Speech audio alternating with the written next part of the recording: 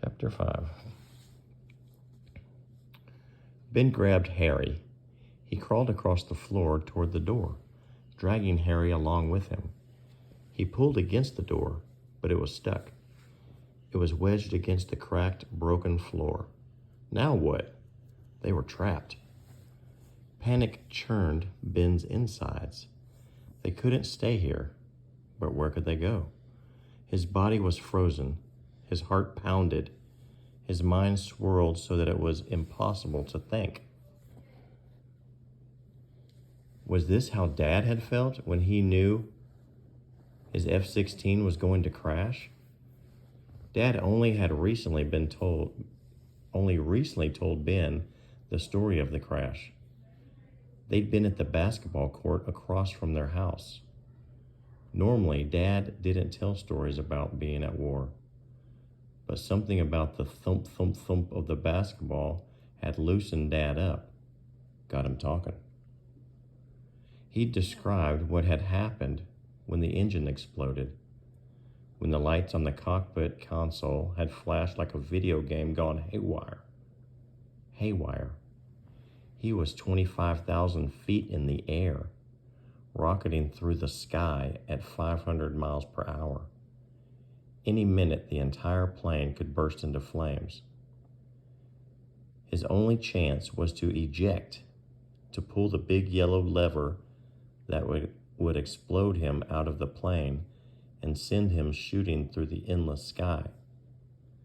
The roof of the cockpit, the canopy, was made of clear plastic and was designed to pop.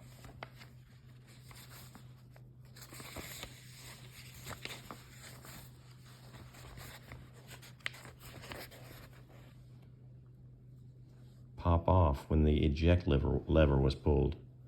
A small explosive under Dad's seat would blast the entire seat into the air. 2 parachutes would open, the first to yank Dad upright, the second to float him down to earth. But what if the canopy didn't open and Dad crushed his head? What if the parachutes failed and he fell like a rock straight into the ground? Dad had heard stories about ejections that went horribly wrong.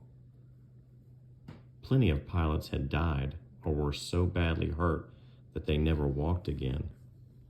These were terrifying thoughts, but Dad had been trained for these life and death moments, to fly through enemy fire, to land on an aircraft carrier in a thunderstorm, to avoid a missile aimed straight for the belly of his jet.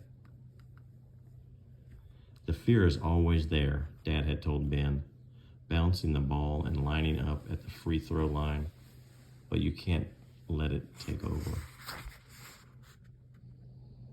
He'd eyed the basket and taken a shot. You have to choose, live or die. If you let yourself panic, you're finished. Swish. Now Ben remembered what Dad had said to him next. What you learn in training is to close your eyes, Dad had said. You breathe deep, you breathe, and breathe, and breathe, and somehow your mind clears so you can do what you need to do. Ben closed his eyes now. It was hard to feel his lungs.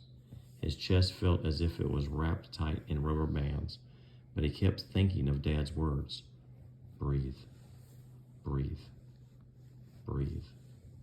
And somehow his mind stopped swirling. His body relaxed.